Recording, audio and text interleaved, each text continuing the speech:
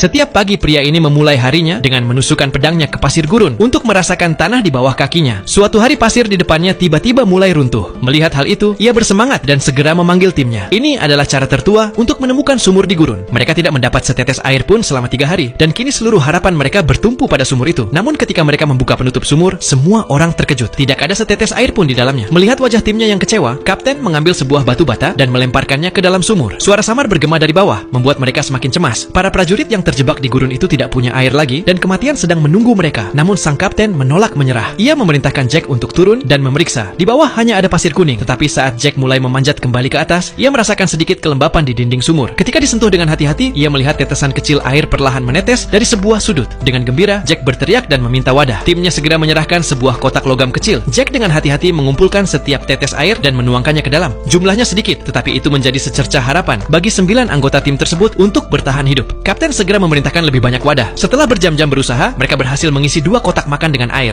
Jack kemudian meminta semua orang menariknya dengan hati-hati. Semua sangat kehausan, tetapi kapten membuat aturan tegas. Setiap prajurit hanya boleh minum 3 tegukan. Para pria yang tidak minum air selama 3 hari, akhirnya merasakan kehidupan kembali ke tubuh mereka. Air itu sedikit, tetapi bagi para prajurit itu, air tersebut menjadi alasan baru untuk tetap hidup.